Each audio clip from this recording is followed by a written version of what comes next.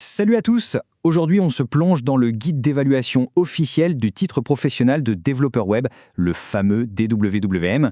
L'idée, c'est de décortiquer ce document qui peut paraître un peu lourd pour en faire un vrai plan d'action pour le jour de l'examen.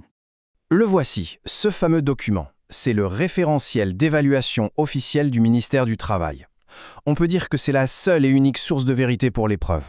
Alors, on va regarder ensemble ce qu'il y a dedans pour bien comprendre ce que le jury attend sans se perdre. C'est la question à 1 million, n'est-ce pas? Comment est-ce qu'on prouve qu'on a vraiment le niveau pour obtenir ce titre? Eh bien la réponse, elle se trouve dans une série d'épreuves bien précises, qui sont là pour évaluer à la fois les compétences techniques, mais aussi le côté pro. Juste un petit rappel pour être sûr qu'on est tous sur la même longueur d'onde. Le titre DWWM, c'est une certification de niveau 5, ce qui correspond à un bac+2. C'est reconnu par l'État et ça vient confirmer la capacité à exercer le métier de développeur. C'est un vrai sésame pour trouver un emploi. Voilà le programme. On va commencer par le projet, qui est vraiment la pièce maîtresse. Ensuite, on verra comment se déroule l'examen. On jettera un œil à la grille de notation du jury. Et on finira avec quelques clés pour mettre toutes les chances de son côté. Allez, c'est parti.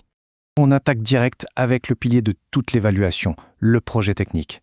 Faut bien comprendre que c'est beaucoup plus qu'un simple exercice. C'est la démonstration principale de tout ce qu'un candidat sait faire. Et ça se prépare bien en amont de l'examen. Attention, ce projet, c'est pas carte blanche. Il doit absolument prouver un ensemble de compétences bien précises. Pour le front-end, ça veut dire être capable de partir d'une maquette, de créer l'interface statique et puis de la rendre dynamique. Et pour le back-end, il faut montrer qu'on sait créer une base de données, développer les liens avec cette base et coder toute la logique métier derrière. Le jury va vérifier chaque point un par un. Et là, un détail super important. Le dossier qui accompagne le projet n'est pas du tout le même selon qu'il a été fait en entreprise ou en formation. Si c'est en entreprise, le dossier doit être hyper structuré comme on le voit ici. Pour un projet de formation, c'est plus direct, on va droit au but sur la démonstration des compétences techniques. Pour bien organiser ce fameux dossier de projet d'entreprise, la logique est là, en 4 temps. Chaque partie doit non seulement montrer le travail, mais surtout justifier les choix techniques. Genre, pourquoi ce framework et pas un autre? C'est ce genre de raisonnement que le jury veut entendre, surtout sur les questions de sécurité. Ok, passons au grand jour, le jour de l'examen. Tout se joue en 2 heures, pas une minute de plus. C'est un peu un sprint, et comme pour toute course, une bonne préparation, ça change absolument tout. Voici le timing exact de ces 2 heures. On voit bien que ça s'enchaîne, il n'y a pas de temps mort. Présentation du projet, entretien technique, questionnaire et pour finir, l'entretien final. Chaque étape a son importance et son but précis. 35 minutes, c'est le temps alloué pour présenter le projet. Le piège serait de vouloir tout montrer. L'astuce, c'est plutôt de raconter une histoire. Quel était le problème de départ? Quelle solution a été développée? Et surtout, mettre en avant 1 ou 2 challenges techniques qui ont été relevés. Il faut guider le jury dans son raisonnement. Juste après, c'est parti pour 40 minutes d'entretien technique. Là, le jury va creuser, aller plus loin que la présentation. Il faut s'attendre à des questions pointues sur le code, l'architecture. Le but n'est pas de piéger, mais de voir ça comme une discussion technique pour montrer la profondeur de ses connaissances et sa capacité à justifier ses choix. Puis, on change de registre avec 30 minutes pour le questionnaire professionnel. C'est une épreuve qu'il ne faut vraiment pas prendre à la légère. Elle se passe dans des conditions bien particulières et elle teste une compétence clé. Bon, alors ce questionnaire, comment ça marche? On reçoit une doc technique en anglais. À partir de ça, il y a des questions en français et en anglais.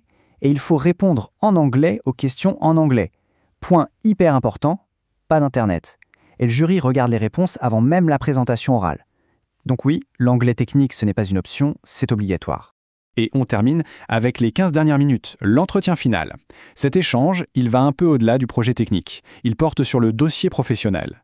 C'est là qu'on peut parler de sa vision du métier, de sa veille techno. C'est la dernière impression pour se présenter comme un futur professionnel complet. Allez, on passe de l'autre côté du miroir, dans les coulisses. Concrètement, comment le jury note? Eh bien, il n'invente rien. Il utilise une grille hyper précise qui fait le lien entre chaque épreuve et les compétences attendues pour le métier. Pour le front-end, par exemple, le jury va chercher à valider 4 grands blocs de compétences. 1. La capacité à mettre en place son environnement de travail. 2. Maqueter une interface. 3. La créer en statique. Et 4. La rendre dynamique. Chaque action décrite dans le projet va être accrochée à l'un de ces blocs. Regardez, cet exemple illustre ça parfaitement. Prenons la compétence maqueter des interfaces. Un des critères, c'est que les maquettes doivent prendre en compte l'expérience utilisateur. Comment le jury vérifie ça? Eh bien, il l'évalue pendant la présentation du projet et pendant l'entretien technique. On voit bien que les épreuves se croisent pour valider une seule et même compétence. Côté back-end, c'est exactement la même musique. Le jury s'assure de la maîtrise de la base de données, du développement de la logique métier côté serveur et même de la capacité à documenter le déploiement d'une application. Et un autre exemple pour le back-end. Pour valider la compétence mettre en place une base de données, le jury va regarder si la sécurité et l'intégrité des données sont bien assurées. Et pour le vérifier, il va se baser sur la présentation, sur l'entretien technique, mais aussi sur les réponses au questionnaire. Une seule compétence, mais 3 points de contrôle différents. Le système est bien verrouillé. On arrive au bout. Après avoir décortiqué tout le processus, il est temps de synthétiser. Qu'est-ce qui fait vraiment la différence le jour J pour décrocher ce titre? S'il fallait ne retenir qu'une seule chose, ce serait ça. Le jury n'évalue pas juste un code qui fonctionne. Il évalue aussi la capacité à expliquer ce qui a été fait, pourquoi ça a été fait comme ça, et de le faire de manière claire et professionnelle. C'est un tout.